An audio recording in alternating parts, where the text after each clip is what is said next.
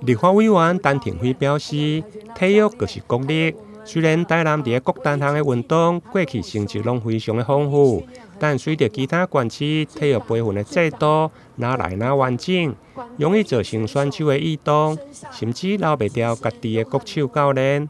因此，上午嘛特别提出体育人才的政策，包括加强体育选手的分级训练，国家对选手的营养金的增加。保障国手的工作甲的未来，以及建立有公平感的奖金制度等。我们的选手在伦敦逆转胜，在桌球的成绩现在是越来越优异。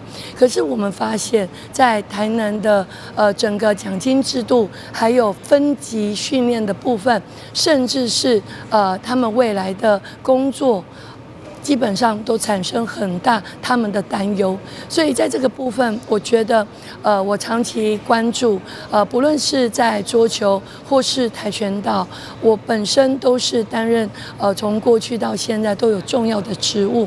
那么，我们都希望能够帮忙有更多的分级训练，甚至是我们选手的营养奖金制度，还有重要的是他们的未来工作方向。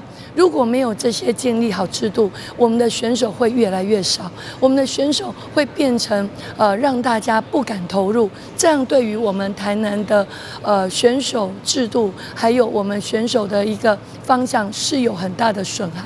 上午陪同出席的选手甲教练，包括有倒球的教练吴文佳、吴志奇等，另外还有拄克下伦敦球星挑战赛男子倒球上大的冠军冯奕新甲郭冠宏的家属，以及2024年巴黎帕运倒球男子银牌选手陈明志等，以及多位的跆拳道教练甲国手。立委表示，台南的体育有好的成绩，主要有基层的分级训练，尤其台南的囡仔打拼。一定爱互因上好的环境甲制度，相信后一个骑上国际舞台的选手，仍然是来自台南。台南加油！台南加油！台湾加油！